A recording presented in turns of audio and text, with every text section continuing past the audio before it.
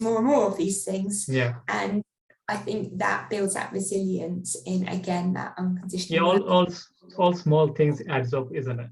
So eventually that builds up. Yeah. Yeah, no, definitely.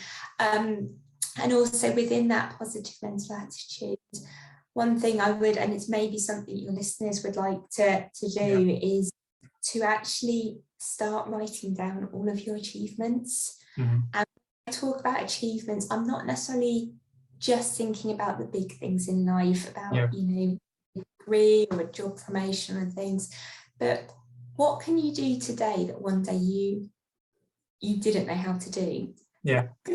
Everything we can do, because with everything there's a learning curve. And I take the example of, you know, driving. Yeah. When you first get into a car, it seems impossible, you know, your hands, you know, what you're meant to do, it feels so overwhelming. Once you've passed your test and you've been driving for a bit, if somebody asks you how to drive, it's really difficult to even tell them. Yeah. So at a point, we go from something that seems impossible to something we do so automatically. Yeah. And we don't think about it. It's not like one day, oh, I can do this. It just happens. And that is the case with pretty much everything we do, you know, walking, using a computer.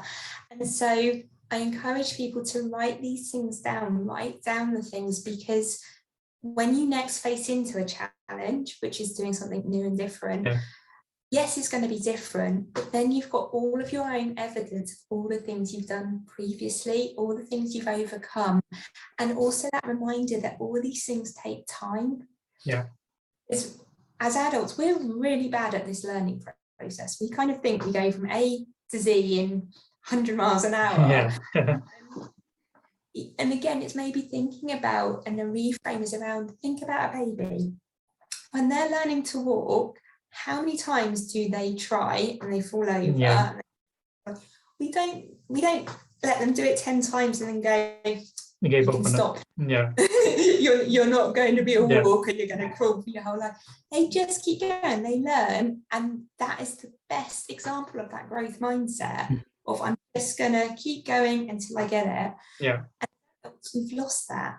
We don't think like that. We kind of almost use it to reaffirm our imposter syndrome of, if I was good, I'd just be able to do it. Yeah. But you've never done it before. Why should you just be able to do it? And I think that reframe around everything takes time, and we need to be kinder with ourselves, is a really important one. Yeah, it's just a process. It's just a one day at a time and keep moving forward, isn't it? Exactly. And I can relate to like you mentioned, write down all of the achievement you had in your past. And that's actually really happened with my life. Like I mentioned, when I felt like a failure and everything, I felt like I'm stupid. Then I went back and thinking like how much I achieved so far in the last 5 years or even 10 years, because I'm originally from Bangladesh.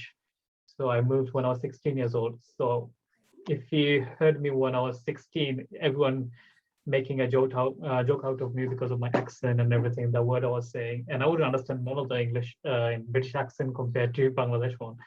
So when I was like 5 years back, when I think about it, the business wasn't going well and things like that, I felt like a failure again. But when I look back, like, no, I did well on my graduation. I graduated coming from like a background I have, and I become a school teacher. So small achievement like that.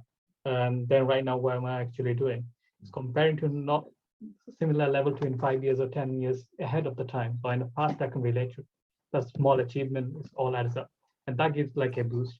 Like, look at me, how much I came from the past experiences, what I learned, and the achievement I had. So even the small thing, like even those sports, if you trying, or even though like losing weight, for an example, small diet achievement you had, like from 65 kg to gone like a 61, a 4 kg loss, that could be like a great achievement for yourself.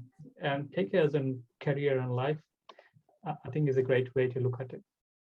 Yeah, no, definitely. And as you said, I think even when you're going for those bigger goals, and so if you use weight loss as the example, you know, it might be that you've got a bigger amount of weight you want to lose, but actually if you celebrate every bit along the way, it's chunking everything down into those smaller steps so that you can see that progress. Because sometimes, again, if we've got those really big goals, just is so out of reach, and it's going to take such a long time to achieve it that we lose motivation and momentum. We don't think we're making progress.